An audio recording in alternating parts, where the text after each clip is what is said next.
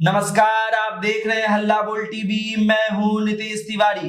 बांकीपुर में मतदान खत्म हो चुका है और आप जानना चाहते होंगे कि बांकीपुर में कौन जीत रहा है। तो भारत के मशहूर सेफोलॉजिस्ट रामबंधु वत्स ने अपने सर्वे के बाद भविष्यवाणी कर दी है। बांकीपुर में कौन जीत रहा है बताएंगे हल्ला बोल टीवी के editor in chief Deepak Sharma. देखिए, बांकीपुर में कौन जीत रहा है जी, यह सवाल नितेश जानना चाहते हैं। यह सवाल आप भी जानना चाहते होंगे।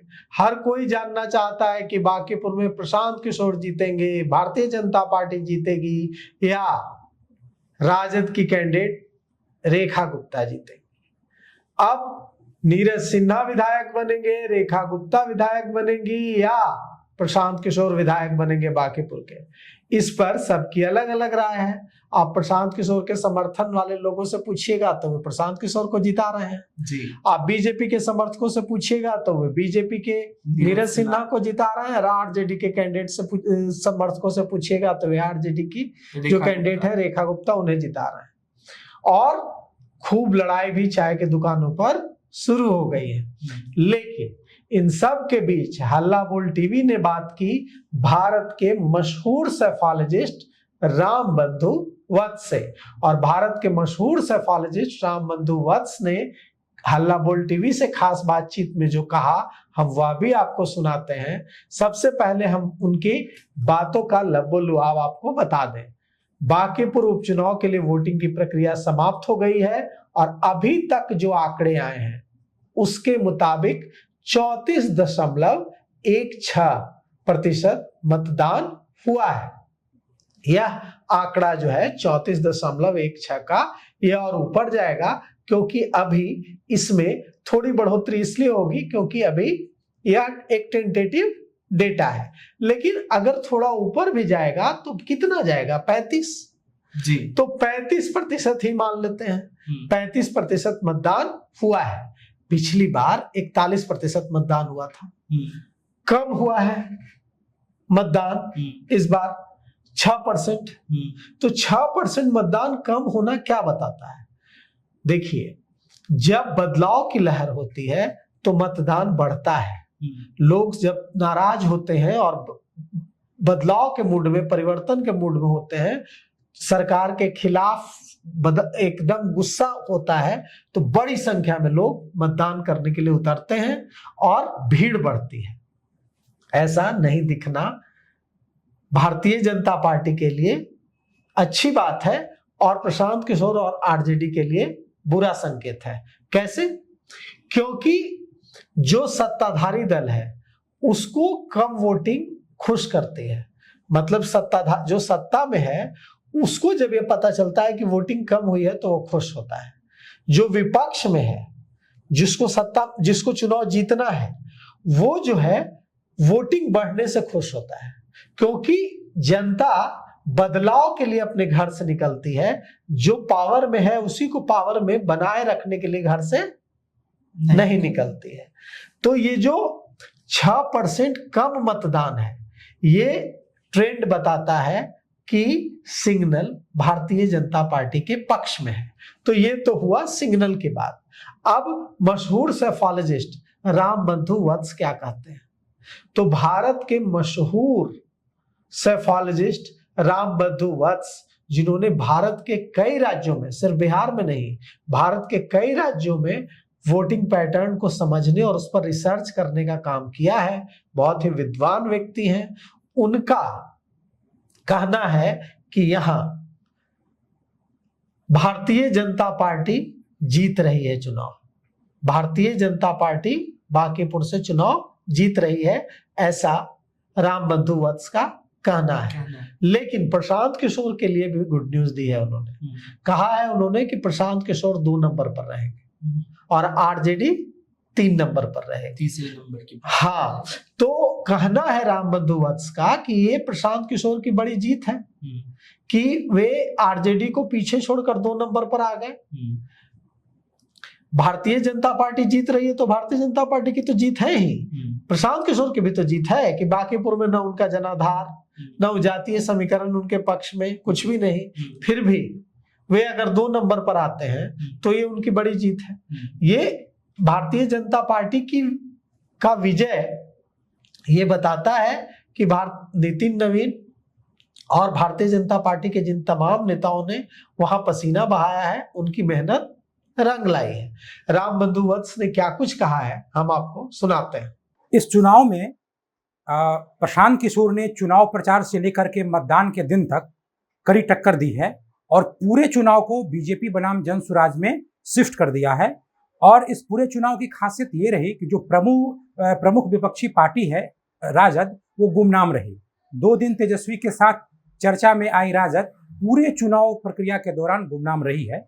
जहां तक बात जो रुझान अभी तक आ रहे हैं उसके अनुसार मुझे लगता है कि जो बदलाव बनाम जो सामाजिक जातिगत समीकरण है, इसी की लड़ाई रही और इसमें बीजेपी नंबर 1 पे रहेगी। बीजेपी का जो अपना जो जगह है वो कायम रहेगा और प्रशांत किशोर, जैसा कि उनको 2025 के विधानसभा चुनाव में हल्के तरीके से उनको लिया गया था और उनका प्रदर्शन भी उसी तरीके का रहा था, इससे ठीक विपरीत इस चुनाव में उनकी स्थिति मजबूत है और वो 2 नंबर के लिए आरजेडी के साथ संघर्ष करते दिखे हैं।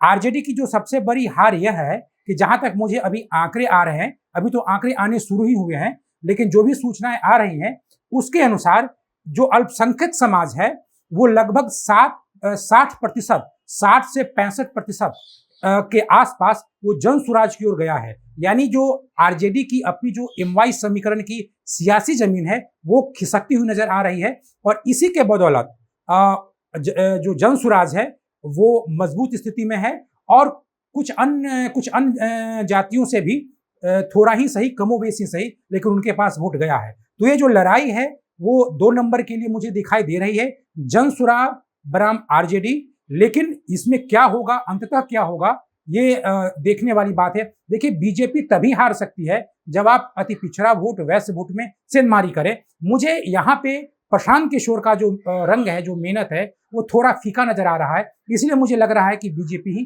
चुनाव जीतेगी।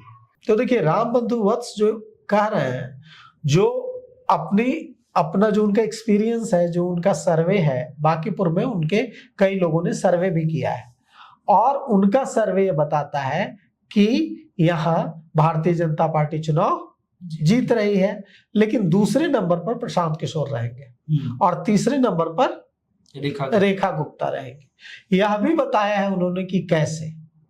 उन्होंने बताया है कि आरजेडी अपने वोट बैंक को समेट कर नहीं रख पाया और आरजेडी का वोट बैंक, जो एंटी बीजेपी वोट बैंक था, वो बिखर कर चला गया प्रशांत किशोर के साथ और इसीलिए आरजेडी 3 नंबर पर चली गई और प्रशांत किशोर 2 नंबर पर आ गए।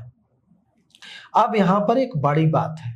बड़ी बात यह है कि प्रशांत किशोर अगर 2 नंबर पर आए हैं और आरजेडी 3 नंबर पर चली गई, तो क्या यह तेजस्वी यादव के लिए बड़ा झटका नहीं है? तेजस्वी यादव की पार्टी को, उनके नेतृत्व में महागठबंधन को करोड़ वोट मिले बिहार में और प्रशांत किशोर को 15-16 लाख वोट मिले। तो नेता प्रतिपक्ष, बिहार में 15 साल तक राज करने वाली पार्टी अगर 3 नंबर पर चली जाती है, इसका मतलब एकदम साफ है कि तेजस्वी यादव मुस्लिम और यादव वोट बैंक को अपने साथ नहीं रख सके, छिटकने से नहीं रोक पाए और ये जो है इसका बड़ा दूरगामी असर होगा। अगर तेजस्वी यादव को यह लगता है कि यह एक चुनाव तक इसका इम्पैक्ट रहेगा तो बिल्कुल गलत बात है।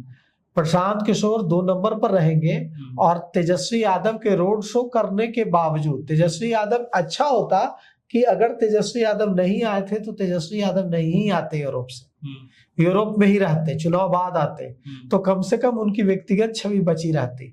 लोग ये तो नहीं कहते कि हाँ तेजस्वी यादव ने भी पसीना बहाया फिर भी लोगों ने वोट नहीं दिया।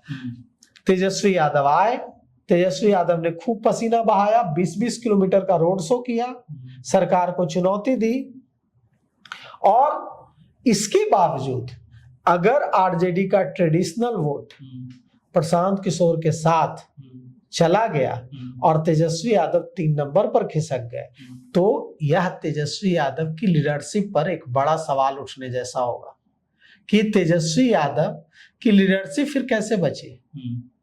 तेजस्वी यादव की तो लीडरशिप बची ही नहीं। तेजस्वी यादव का जो आधार वोट है वो तो किसी और के साथ भी शिफ्ट हो सकता है, यह साबित हो गया।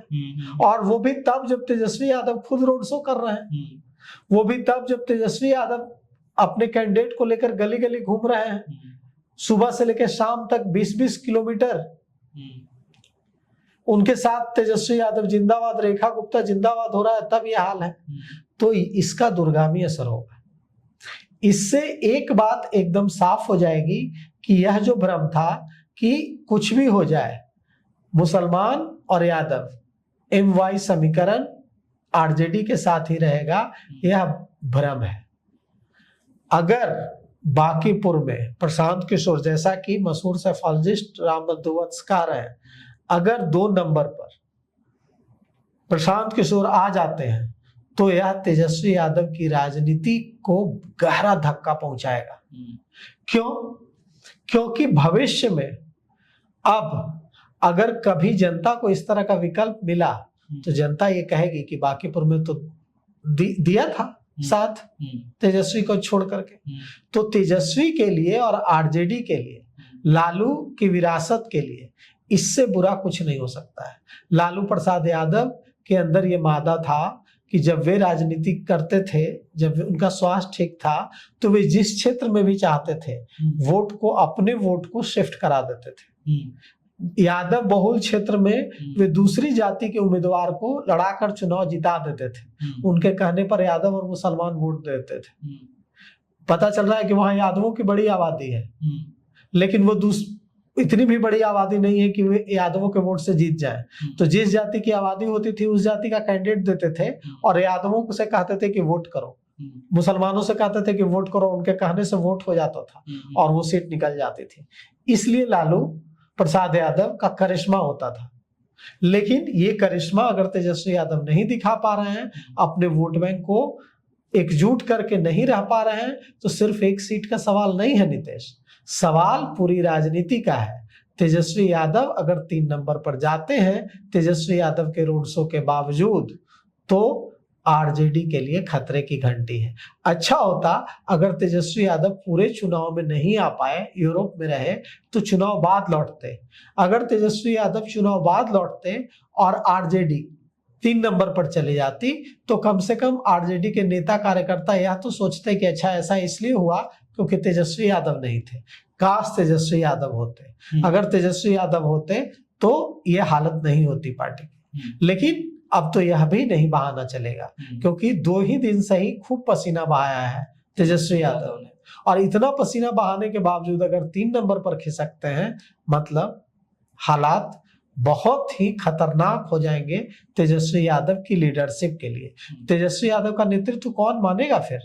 उस पर तो पार्टी में ही तरह तरह से सवाल उठेंगे कि आपके साथ आपका ट्रेडिशनल वोट बैंक खड़ा नहीं है, वो तो आपका साथ छोड़कर आपके आह्वान, मैंने देखा है कि कई नेता कार्यकर्ता जो चुनाव लड़ते थे पड़ोसी राज्यों से, जैसे झारखंड से, झारखंड विधानसभा चुनाव में जो 2024 में चुनाव हुआ, उसमें जब लालू प्रसाद यादव जाने की स्थिति में नहीं थे, तो कई वहां के जो विधानसभा चुनाव लड़ रहे थे उन लोगों ने लालू प्रसाद यादव से वीडियो रिकॉर्ड करके मंगवाया था 2 मिनट का।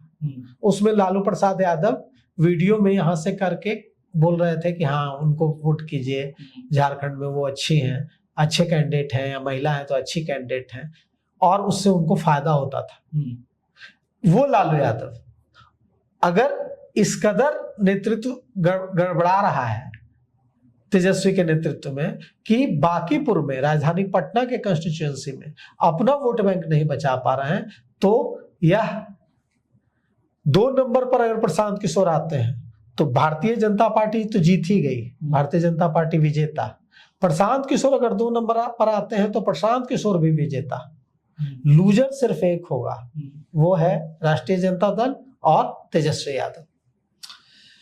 तो आपने सुना कि भारत के मशहूर सेफोलॉजिस्ट जो हैं उन्होंने भविष्यवाणी कर दी है कि जो है पहली जो जीती हुई बाजी है वो बीजेपी की खाते में जाएगी, सेकंड जो है वो प्रशांत किशोर है, थर्ड जो है वो तेजस्वी यादव की जो कैंडिडेट है यानी राजद की जो कैंडिडेट है रेखा गुप्ता है। लेकिन आपको क्या लगता है कि इस प्रक्रिया में 3 तारीख को क्या रिजल्ट होगा? आप अपनी जो राय है हमें कमेंट बॉक्स में, तमाम अपडेट के लिए देखते रहिए हल्ला बोल टीवी। शुक्रिया।